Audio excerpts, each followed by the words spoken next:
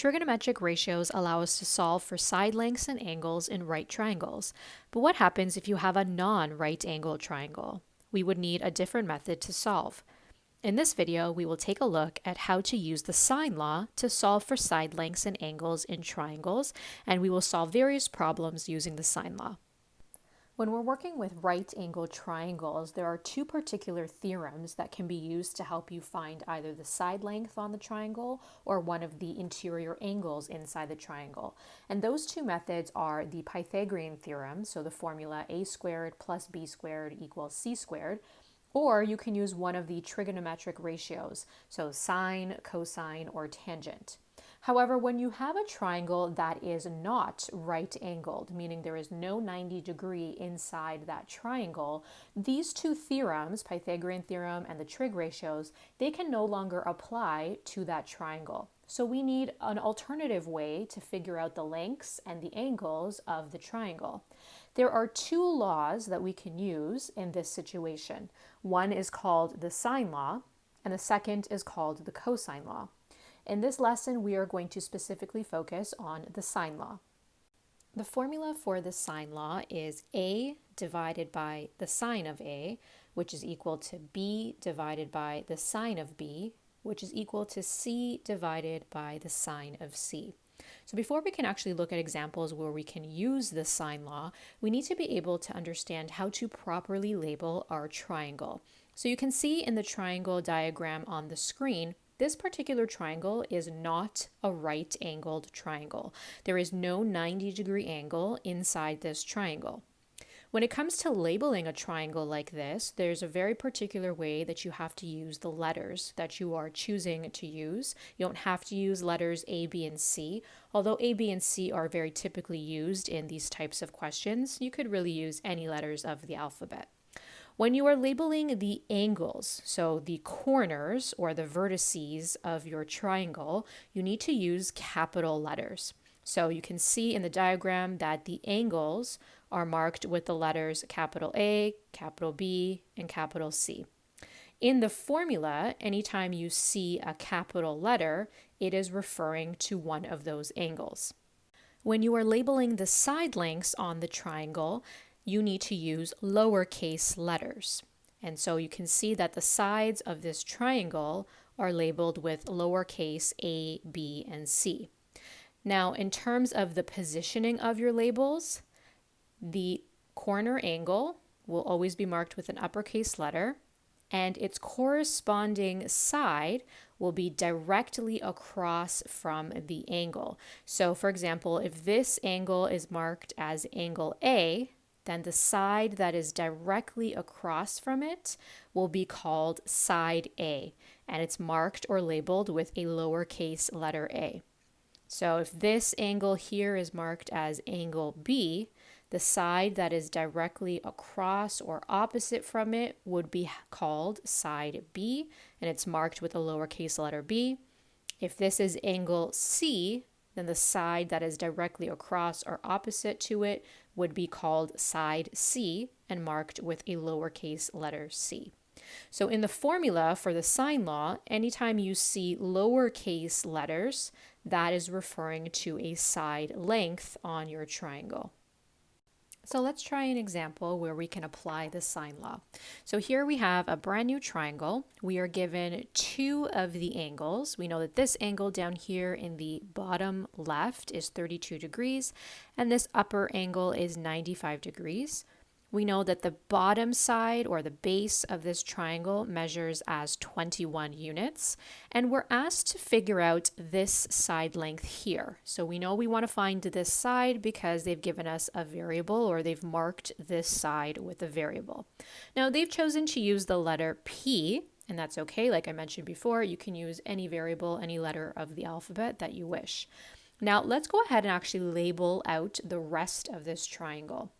So if they've chosen the lowercase letter p for this side, that means that the angle directly across from that lowercase letter p, this angle needs to also be marked with the letter p. But remember that angles are always marked with uppercase letters. So this angle here needs to be marked with an uppercase letter P. Remember that your angle and side need to match up or correspond to each other. In terms of the other two angles and the other two sides, we can choose whatever letters we'd like. You don't have to go alphabetically. You can choose other random letters if you'd like. I'm going to choose to keep it kind of alphabetical. So I'm going to use the letters P, and then I'll use Q and R. So for instance, perhaps maybe on the top, this 95-degree angle, I'm going to call this angle Q. And so the side that is directly across or opposite from that 95-degree angle, so the side marked 21, I'm going to call that little q or lowercase q. And finally, the last angle, the 32-degree angle, I'm going to call that letter R. And the side that is directly across or opposite to angle R is going to be marked with a little r, or a lowercase letter r. Now that we've fully labeled our triangle, we can go ahead and build our equation using the concept of the sine law. So when we're setting up our formula, we're always going to start with the lowercase letters. So the lowercase letters represent the side lengths of our triangle. So try to keep your letters in alphabetical order. Even if you choose 3 random letters, you still want to list them out in alphabetical order. So if I use my letters in alphabetical order, I'm going to have little p. I'm going to put an equal sign. Then I would have little q. I'm going to put another equal sign, and then I would have little r. I'm going to put a bar under each letter. And then on the bottom of our ratios, or in the denominator, if you want to refer to it that way, we are going to put the letters sine, and then the capital letters, the matching capital letters, which represent the corresponding or matching angles. So in our first ratio, we had little p. So in the bottom of my ratio, I'm going to put a capital P. And then I would have the sine of capital Q and the sine of capital R. So this is the sine law that would correspond to the angle that we are working with in this particular question. The next thing I want to do is actually take any of the information that was given to us in the question and fill it in its appropriate spot in my sine law equation. So let's start with little p. So little p represents one of the sides of our triangle. Now we don't know anything about this side, and actually it's the side that we need to solve for. So because I don't have any information about that, I'm just going to recopy little p. Now, in terms of the angle, capital P, I also don't have any information about the angle P. Nothing was given to me in the diagram. However, can I do some separate calculations to try to figure out angle P? I do have the other 2 angles inside this triangle. And if I think back to angle theorems or angle relationships for triangles, what I do know is that all 3 angles together inside a triangle should add up to 180 degrees. So if I have 2 out of the 3 angles, I can actually do some math and calculate the 3rd missing angle, which in this case would be angle P. So I've gone ahead and set that calculation up. So I know that if I take the 2 angles that were given to me, the 95 degrees and the 32 degrees, if I subtract them out from 180, the leftover will actually be the measurement of angle P. So 180 minus 95 minus 32 is 53 degrees. So angle P is actually 53. And knowing that, I can actually go ahead and fill that in to my sine law. So I'm going to fill that in as the sine of 53 degrees. So I'm going to keep going, and I'm going to move on to Q. So little q represents side Q, and on my diagram, side Q was the side marked as 21. So I'm going to fill 21 into my formula. And in the denominator, I have sine of angle Q. Angle Q is 95 degrees, so I'm going to fill that in here. And then we have some information that we need to fill in for r. So little r represents side r, and we don't have any measurement for side r, so I'm going to recopy the little r. And I do have angle r. Angle r is 32 degrees, so I'm going to fill that in. Once you've filled in all of the information that you have, you now need to figure out which one of these three ratios are you going to eliminate. You can only solve for one variable or one letter at a time, and you can only use two of these blocks, if you want to call them blocks, to solve for that unknown variable. Now, the question that we're working on asked us to find the length of p. So for sure, if we need to solve for p, we need to use this particular ratio. Now, if we look at the other two ratios, so the ratio that we set up for q and the ratio that we set up for r, we can't use the ratio that we set up for r because we're actually missing a piece of this ratio. We don't know what little r is. We had no information given to us about side r. So we can't solve for p if we're also missing little letter r. So this ratio is actually useless to us. And so that means that we are going to use the Q ratio, since in this ratio we have both the side and the angle. All right, so I've gone ahead and recopied the two ratios that we're going to be using. Now, in order to solve for P, the first thing that we need to do is cross multiply. So when I cross multiply, I'm going to multiply P with sine of 95, and I'm going to multiply sine of 53 with 21. So I'm going to write that out. So we have P multiplied by the sine of 95. We have an equal sign in the middle, and then we have sine of 53 multiplied by 21. Now, if you want to, you can just put every term inside a bracket, just to remind you that you are going to be multiplying. The next thing that you want to do is simplify any or all pieces of this equation. So simplifying means, is there anything that we can actually solve before we solve or isolate for P?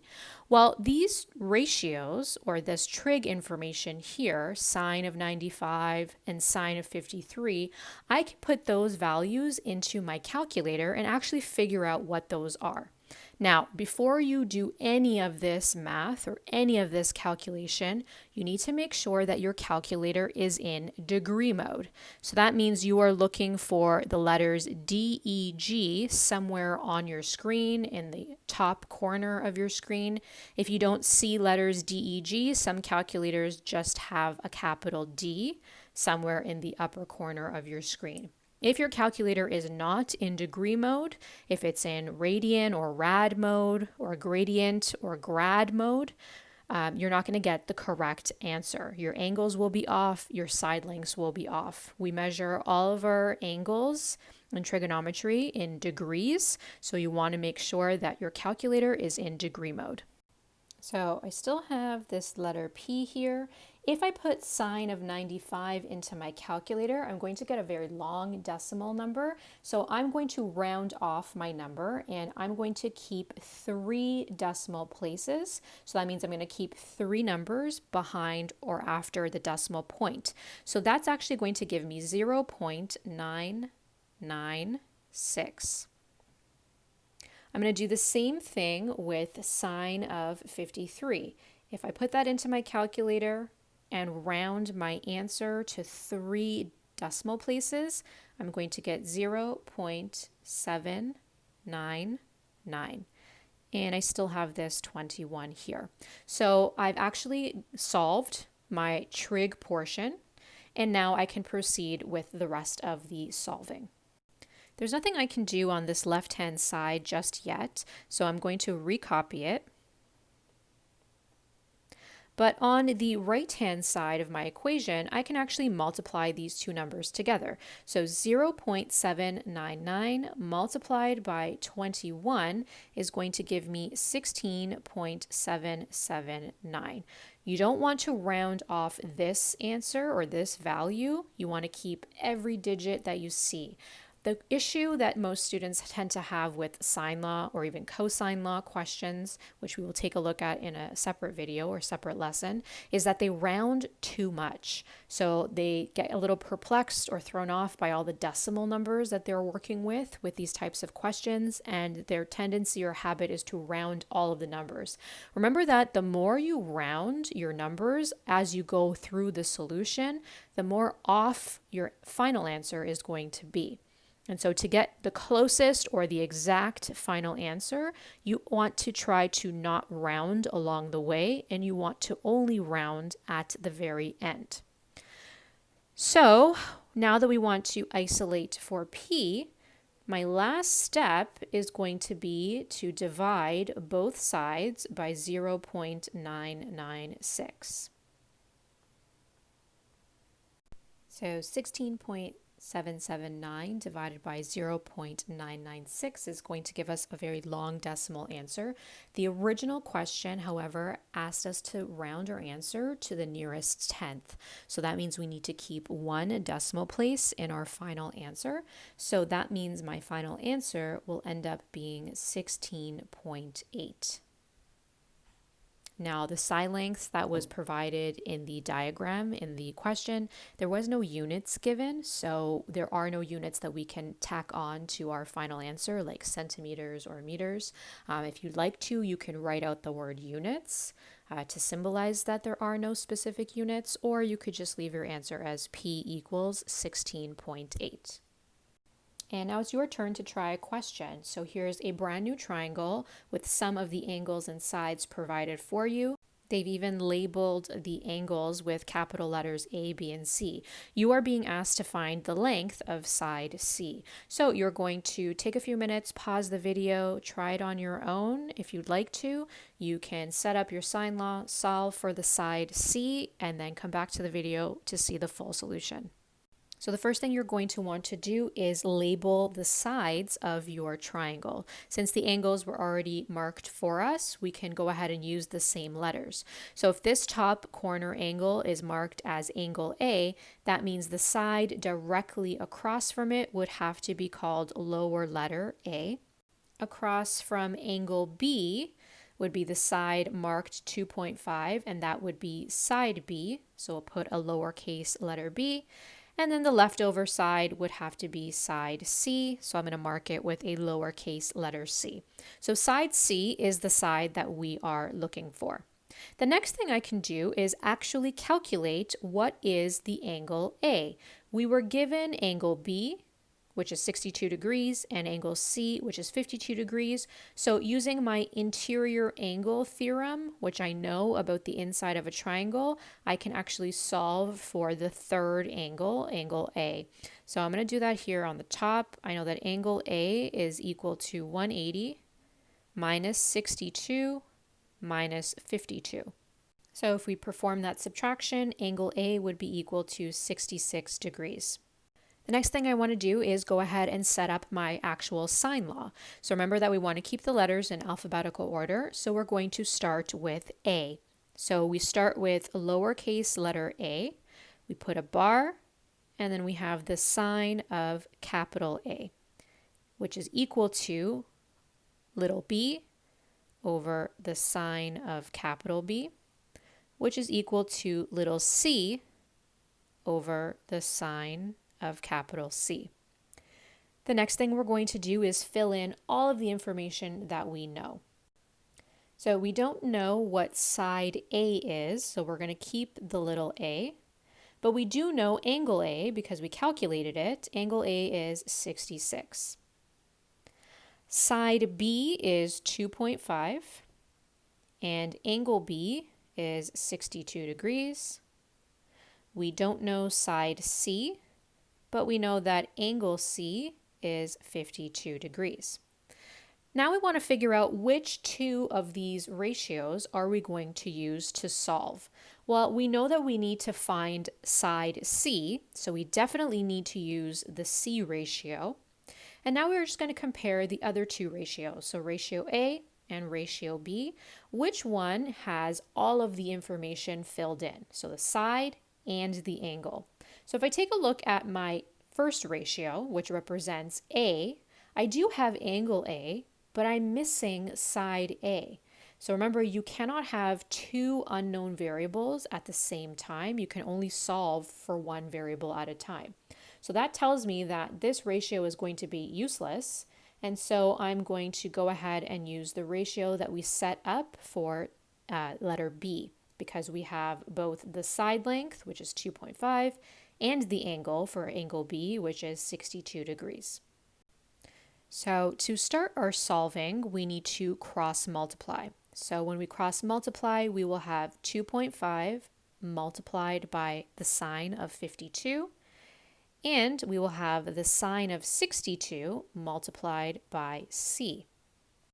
So once you rewrite your multiplication, your equation should look like this. The order doesn't matter. So if you want to write sine of 52 multiplied by 2.5, so if you just want to switch up the order, that's fine. And on the right-hand side, same thing. If you want to write C multiplied by sine of 62, that would work as well. So the next thing I'm going to do is actually figure out my trig information. So I'm going to keep the 2.5, and I'm going to put the sine of 52 into my calculator. Always make sure your calculator is in degree mode.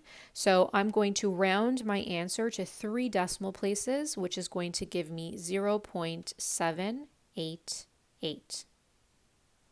On the right-hand side, I'm going to calculate the sine of 62 and round my answer to 3 decimal places. So that's going to give me 0.883. Next, we can do the multiplication on the left-hand side of the equation. So we've got 2.5 multiplied by 0.788, and that's going to give us 1.97. We're going to recopy the right-hand side. And our final step is to isolate for C, or get C by itself. And in order to do that, we are going to divide both sides by 0.883. Okay, if we divide 1.97 by 0.883, we're going to get a long decimal answer, but remember, we're going to round off our answer. I'm going to round my answer to 1 decimal place, and so that's going to give me 2.2 for side C. Again, there are no units that were given with the original diagram, so our final answer is simply just going to be 2.2 units. In our next example, we are going to learn how to use the sine law to solve for an angle, or an unknown angle. So in our diagram here, we are given a triangle. We know that one angle is 125 degrees. Its corresponding side length, or matching side length, is 100 centimeters. And the other side marked here is 60 centimeters. We are looking for angle X. Now, although they're asking us to solve for X or angle X, remember that you still need to label this triangle with different letters. So I'm going to keep it really simple and just use the letters A, B, and C. It doesn't matter where you put them. So I'm going to say A, B, and C. And so we need to now fill in the matching sides. So this would have to be side A, this would be side B, and this would be side C. So based on the letters that I've put down on my triangle, if we're looking for missing angle X, we're actually looking for angle C. So I've gone ahead and written out the sine law formula for this triangle. And now we're going to fill in all of the pieces of information that we know or that we were provided. So if I take a look at my picture, I know nothing about A. I don't know angle A, and I don't know side A. I don't have enough information about the angles to even do a separate side calculation to figure out angle A. So there is nothing that we know about side A or angle A. So rather than filling it in, I'm actually just going to cross it out because it's going to be useless to us in our solution. So that already tells me that I for sure am going to have to use ratio B and ratio C in order to solve for whatever it is that's missing in this particular question. So we know that side B is 100, and we know that angle B is 125. Side C is 60, and we don't know angle C. But angle C is what we want to solve for. That is where the X was located in our diagram. And if we take a look at our ratios, C is the only variable that shows up. So we know that C is obviously what we need to solve for. So the first thing that we want to do is cross multiply. So we're going to multiply 100 with the sine of angle C, and we're going to multiply the sine of 125 with 60. So if I write out that cross multiplication, this is what we would get. I'm going to try to simplify this down as much as possible. Now, there is nothing that I can do with this left-hand side. I can't put sine of C in my calculator, so all I can do here really is just recopy it. On the right-hand side, I can put the sine of 125 degrees into my calculator. And again, if I'm going to round off my answer to 3 decimal places, that would give me 0.819, and it's still being multiplied by 60. I'm going to recopy the left-hand side again. And on the right-hand side, I can perform this multiplication, 0.819 multiplied by 60. And that's going to give me 49.14. All right, so now to isolate for side C, the next thing that I need to do or get rid of is the 100. So that's going to require me to divide both sides by 100. And doing that, that's going to cause the 100s on the left-hand side to cancel out. So we are going to be left with sine C, and 49.14 divided by 100 is going to give me 0.4914. Again, you don't want to round off this number. Keep all of the decimal places that show up on your calculator. So this is not quite yet our final answer because we are asked to solve for angle C, and right now this is not angle C. This is the sine of angle C. So in order to get rid of this sine term that is attached to my angle C, remember that we always want to be doing opposite operations. So the opposite of sine would be what we call the inverse of sine, or sine inverse. And you may recognize it as the sine with a -1. Now you can access that function on your calculator. You may have to press the second function button or the shift button, depending on which calculator you're using. You will see either one of those buttons. So you are going to have to press one of those buttons and then the sine button in order to access the inverse of sine. So the inverse is going to be applied to both sides. So we'd have something that looks like this. Remember that the sines are going to cancel out, and that's going to leave us just with angle C, which is what we want. And then in your calculator, you will have to find the inverse sine of 0.4914. Again, make sure that your calculator is in degree mode. This is really important because when we get our final answer for our missing angle, we want that value to come out as an angle measured in degrees. So if I take the inverse sine of 0.4914, again, I'm going to get a long decimal answer, but I'm going to round my answer to 1 decimal place, and that's going to give me an answer of 29.4 degrees. So angle C would be 29.4 degrees. All right, now it's your turn to give it a try. You are going to use the triangle on your screen and you are going to solve for angle Y. You have the letters already marked and labeled for you for the angles, so make sure you set up your sine law and go ahead and solve for angle Y. Pause the video and come back when you're ready to see the full solution. So the first thing I did with my triangle was I went ahead and labeled all of the side lengths with the lowercase letters. So I have the side that was 17 centimeters marked as little x. It is directly across from angle x. 13 centimeter side was marked as little y. And the leftover side on the bottom is little z, since it is across from capital Z. I then built my sine law equation, putting my letters in alphabetical order. So we've got little x over sine x, little y over sine y, and little z over sine z. Now I'm going to go ahead and fill in all of my given information from my diagram. And what I notice is that I don't have any information at all about Z. I don't have angle Z and I don't have a side length for side Z. So Z is going to be useless to me, so I'm just going to go ahead and cross it out of my sine law equation. If we fill in all of the given information for x and y, we have 17 over sine of 65, which is equal to 13 over sine of y. And we are going to be solving for angle y. The next thing we want to do is cross multiply. And if I cross multiply, I will have 17 multiplied by sine of y, which is equal to the sine of 65 multiplied by 13.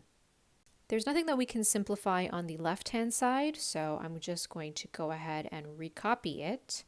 But I can put sine of 65 into my calculator, and if I do so and round to 3 decimal places, I get 0.906. And that's still multiplied by 13. I'm going to copy out the left-hand side again. And on the right-hand side, I'm going to perform this multiplication. So 0.906 multiplied by 13 gives me 11.778. So now the next thing I want to do is start to isolate for y. So in order to do that, I need to divide both sides by 17. That's going to cause these 17s on the left-hand side to cancel out. And that's going to leave me with sine of y, which is equal to 11.778 divided by 17. Now you are going to get quite a long decimal value here, so you are going to have to round here a little bit. Again, do not round too much. And when I say don't round too much, that just means don't cut off too many decimal places. So if you were to say round to 1 decimal place at this point in time, you are cutting off several digits to your answer, and that's going to cause your final answer to be a little off. So I'm going to suggest you keep at least 3 decimal places here as well. So if I do this division, that's going to give me 0.693. And then to solve for y, remember we want to take the inverse of sine. So that's a sine minus 1 that we are going to apply to both sides of our equation.